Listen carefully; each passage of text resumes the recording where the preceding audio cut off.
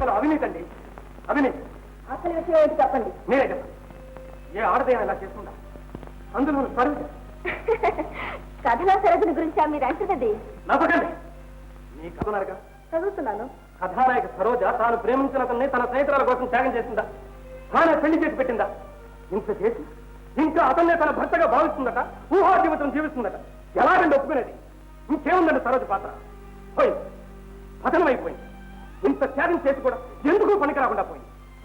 ఎందుకండి అలా బాధపడతారు? అది వట్టి కథేగా.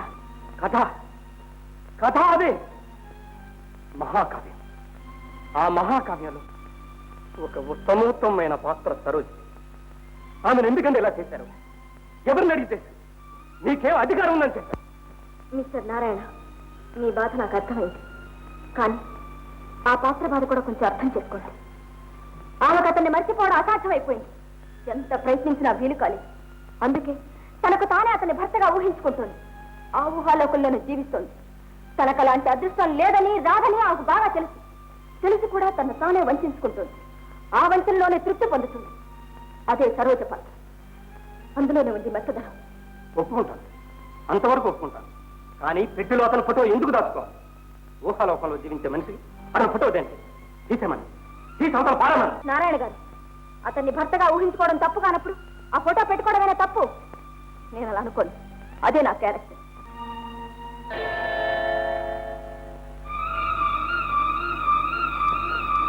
ఆగండి, తొందరపడకండి, ఆవేశపడకండి. నిష్పక్షపాతంగా ఆలోచించండి. తాను ప్రేమిస్తున్న తన్నే తన స్నేహితురాలు కూడా ప్రేమిస్తున్నదని తెలిసినప్పుడు సరోజ ఒక్క మాట నిజం చెప్పుంటే ఏమయ్యేది? తనలాగే ఆ స్నేహితురాలు త్యాగం చేసేది. తన ప్రియుడు తనకు దక్కేవాడు. కానీ తన అనురాగాన్ని ఆవేదనను తనలోనే అడుచుకుంది. తనే త్యాగం చేసింది. ఆ త్యాగానికైనా మీరు ఆమెను మన్నించలేరా? కథానాయకుడు అన్నగారు సరోజను తన తమ్ముడికి చేసుకోవాలనుకున్నారు. తన నిర్ణయాన్ని ఖచ్చితంగా చెప్పారు. అప్పుడేం చేసింది సరోజ? పగిలిపోతున్న గుండెని బిగపట్టుకుని ఆయన్ని చేసుకోవడం నాకు ఇష్టం లేదు అని ఒక అబద్ధం చెప్పింది. అందుకైనా మీరు ఆమెను మన్నించలేదా? చివరికి తన స్నేహితురాలతో ఒక్క మాట అంటే ఏమయ్యేది? అప్పుడేం చేసింది సరోజ? తన స్నేహితురాలి సుఖం కోసం అడుగడుగునా తన మనసును చంపుకున్నదే. అందుకైనా మీరు ఆమెను మన్నించలేరా? పోనండి, ఇప్పుడు ఆమె చేస్తున్న నేరం ఏమిటి? ఎవరికేం ద్రోహం చేస్తున్నది? ఎవరి జీవితానికి సుఖానికి అడ్డు రావడం లేదే? అందని ఆకాశ వీధులు తన దారిన తాను వెళ్లే సూర్యుని ప్రియుడుగా భావించి మురిసిపోయే కమలంలాగా తానొక ఊహా జీవితాన్ని సృష్టించుకుని ఆ కళ్ళలో తన్ను తానే మోసం చేసుకుంటూ బ్రతుకుతోంది. అందువల్ల ఎవరి ఆనందానికి అనుబంధానికి నష్టం లేదు, కష్టం లేదు. ఆ మాత్రం సుఖానికి కూడా ఆమె నోచుకోలేదా? ఆ అబద్ధపు ఆనందాన్ని కూడా మీరు మన్నించలేరా? ఆలోచించండి. మన్నించవలసింది నిన్ను కాదు, నన్ను. అడగను, నిన్నేమీ అడగను. కమలాదేవి గారు, జోహార్. మీరు మీ సరోజ నవలా సాహిత్యంలో చిరస్థాయిగా ఉండిపోతారు. ముందు ముందు మీ సరోజ జీవితంలో రాబోయే మలుపుల కోసం ప్రతి వారం మేమంతా 1000 కళ్ళతో ఎదురు చూస్తుంటాం. ఆమె నవ్వు మేము నవ్వలేకపోయాం. ఆమె కన్నీళ్లు మేము కురిపిస్తాం. ఉండదు ఆ ఫోటో ఆ పెట్టిలో అలాగే ఉండదు, అలాగే ఉండదు. సరోజ, సరోజ.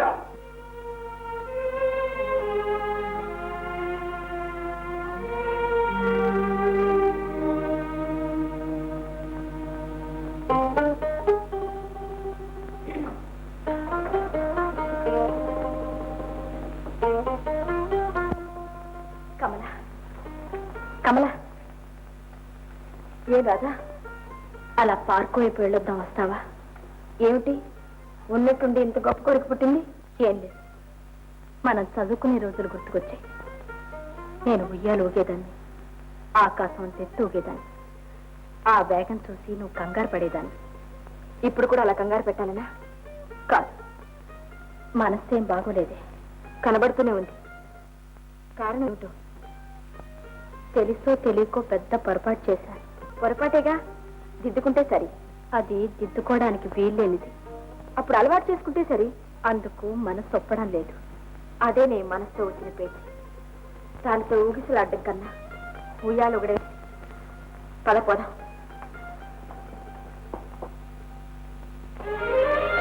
ఇప్పటికి నీ కోరిక తీరిందా?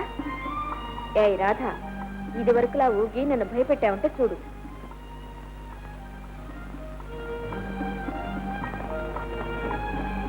వద్దే, అలా ఊక్కు. రాధా,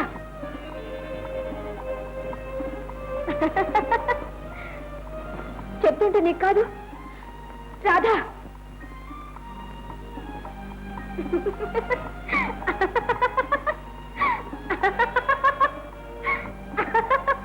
రాధా, రాధా, రాధా, నాకు భయం వేస్తుంది. అయితే కళ్ళు మూసుకో.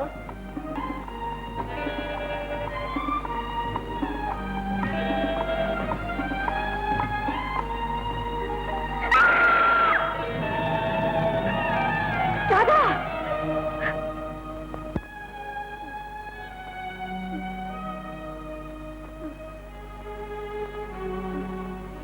చెప్తే విన్నావా?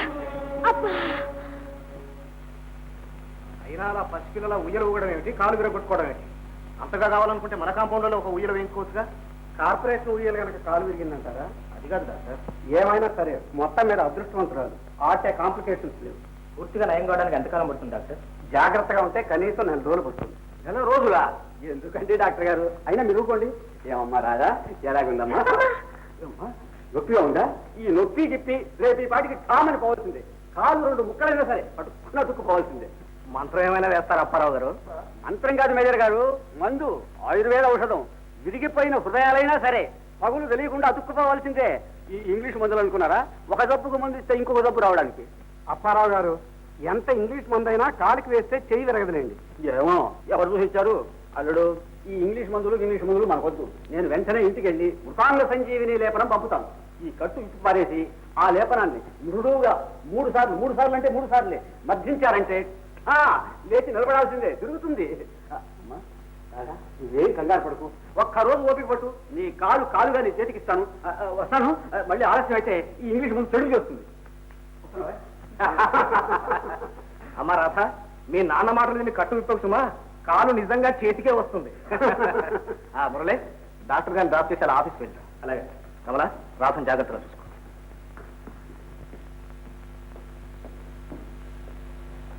కావాలని వెళ్ళి కాలు విరగొట్టుకున్నావు. ఇంకే హాయిగా మూల కూర్చుంటాను. నీకు కావాల్సింది అదేగా. రాధా, కాలు విరగడం కాదే, నీకు 24 గంటలు చేతి నిండా పని ఉండాలి. ఎవరికో ఒకరికి సేవ చేస్తుండాలి. లేకపోతే నీకు నిద్ర పట్టదుగా.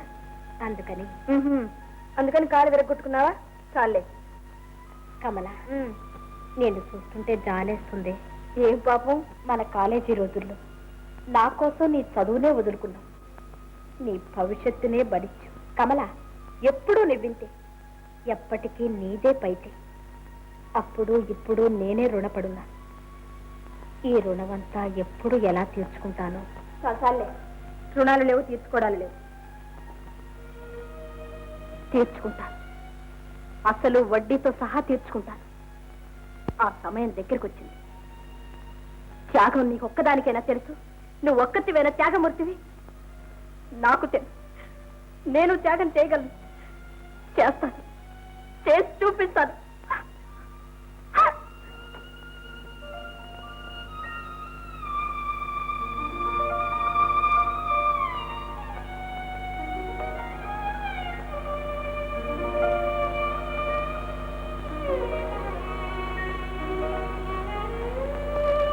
ఏమిటారా ఆ బొమ్మలో అంత అలాగే చూస్తూ కూర్చున్నా? ఏమి లేదు, ఆ బొమ్మల్లో దేనికి ఏది జంట చేస్తే బాగుంటుందోనని. బొమ్మలకైతే ఏదైనా బాగుంటుంది, కానీ నాకు మాత్రం నువ్వే బాగుంటావు. కవయిత్రివి, నీకు చెప్పాలా మాటలు? సరే కాని కమలా, ఏమిటో చెప్పు. ఆయనకన్నీ నేను చేసి పెట్టే అలవాటైపోయింది. ఏ చిన్న పని చేసుకోలేదు.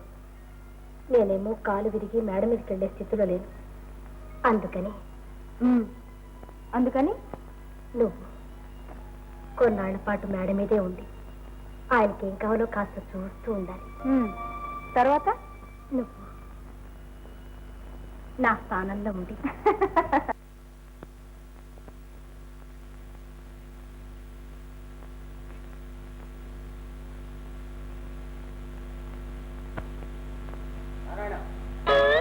అద్దెకుంటే వాడి ఇంటి కామందునని ఆందోళనము లేవతీస్తాడయా. నాకు ఒక చిన్న సహాయం చేసి పెట్టాలి. దానికంటే చెప్పు. ఏం లేదు నాయన, ఇల్లు ఖాళీ చేయాలి. బాబాయ్ అమ్మా, అలా గట్టిగా అరవకూడదు. మంచి పిల్లవాళ్ళలాగా ఇల్లు ఖాళీ చేయాలి. బాబాయ్, మీకున్న బాకీ ఇవ్వకుండా ఇల్లు ఎలా ఖాళీ చేయగలను బాబాయ్? ఉప్పు బాబు, అద్దెదే ఉంది. ఓడి 6 నెలలు అద్దె. నువ్వు ఇల్లు ఖాళీ చేస్తే నాకు అదే 10,000. బాబాయ్, నువ్వు ఇల్లు ఖాళీ చేసేవండివే నాకు 10 లక్షలు. కానీ అద్దె కట్టలేక ఇల్లు ఖాళీ చేశాడనే అపఖ్యాతి నేను తట్టుకోలేను బాబాయ్, నేను తట్టుకోలేను. నువ్వు తట్టుకోగలవమ్మా. నీ ఆరోగ్యం సంగతి నాకు బాగా తెలుసు. నువ్వు నిజాయితీ పరుడవే. ఇవ్వడానికి నీ దగ్గర డబ్బు ఉండదు. ఇవ్వకుండా నువ్వు ఇల్లు ఖాళీ చేయవు. ఎలాగయ్యా ఈ సమస్య దిగేది? చాలా సులభం. రేపటి వరకు ఓపిక పట్టు. పట్టను పట్టలేను. ఆ తర్వాత నువ్వే బాధపడతావు. రేపటి నుంచి నన్ను చూడాలంటే నా సెక్రటరీ పర్మిషన్ తీసుకోవాలి. ఏమో, ఆకాశం నుంచి మూట రాయి పడుతుందా? కొంతవరకు కరెక్టే. లాటరీ రేపే హర్యానా లాటరీ ఫలితాలు. అందులో ఫస్ట్ ప్రైజ్ నాకు వచ్చినట్టు, మంత్రి గారి భార్య ఆ చెక్కు స్వయంగా తీసుకొచ్చి నాకు అందజేసినట్టు, ఆ ఫోటో పేపర్ లో పడినట్టు తెల్లవారుజాను కల కూడా వచ్చాయి. ఆ కళ నాకు రావాల్సింది, నీకెలా వచ్చింది? బహుశా రాంగ్ నంబర్ అయి ఉంటుంది. ఇగో అబ్బాయి, నువ్వు మాత్రం ఇలాంటి దురాశలు పెట్టుకోగా ఇల్లు మాత్రం ఖాళీ చేసేది. బాబాయ్, ఇవి చేతులు కావంటావంటే దోశ నువ్వు మాత్రం బాధపడ్ను. ఇల్లు మాత్రం ఖాళీ చేసి. అంతేనా? అంతే. ముమ్మాటికి 300 మాటలు. అయితే నీ ఇల్లు ఖాళీ చేసేసి అప్పాయమ్మ పిండి ఇంటికి వెళ్ళిపోతా. నువ్వు చేసిన అన్యాయానికి అప్పాయమ్మే సమాధానం చెప్పాలి అన్నట్టు వెర్రను పంపిస్తాను. సామానంతో పంపిస్తే అప్పుడప్పుడు ఉత్తరాలు రాస్తావు. వీల్లేదు. అప్పాయమ్మ నీకు న్యాయం కాదురా. పొరపాటు అయిపోయింది. ఇక నా జన్మలో ఇల్లు ఖాళీ చేయి నేను పోట్లేదు. మరి గంట తగిలిస్తా. కంటేం కర్మ, ఒక రోజంతా తెలిసాడు. అనుకున్నదో కట్టి అయినది ఒక్కటి గత కొట్టిందిలే పులుసులు పిట్ట. రాధా, ఇవాళ నీ కట్టు ఇప్పేస్తున్నారు. ఇక మీద నువ్వు మామూలుగా నడవచ్చు. డాక్టర్ గారు తీసుకురావడానికి మైనర్ సార్ వెళ్ళారు. నువ్వు రెడీగా ఉంటూ.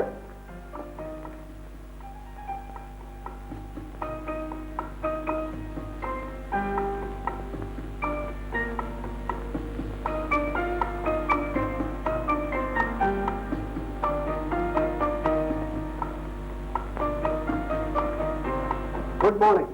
Good morning. ఎలా ఉన్నా? ఏది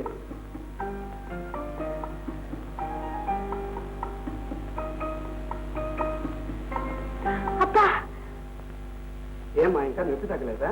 అవును డాక్టర్, చాలా ఎక్కువగా ఉంది. డాక్టర్, ఎక్స్రే తీసుకుందామా? అయ్యో, ఎక్స్రే అక్కర్లేదు. కొద్ది రోజులు అదే తగ్గిపోతుంది. నార్మల్ గా ఈ పాటికి తగ్గిపోయి ఉండాలి. అయినా ఎందుకైనా మంచిది, ఇంకో 2 వారాలు చూద్దాం. 2 వారాలు చాలు డాక్టర్. 2 నెలలైనా ఉండనివ్వండి.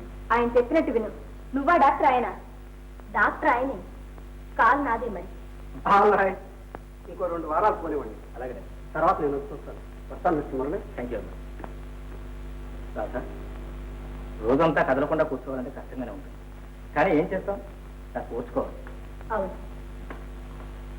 వీడిపోయిన 2 కలుసుకోవాలిగా. అంతవరకు నేను ఇలా ఉండవలసింది.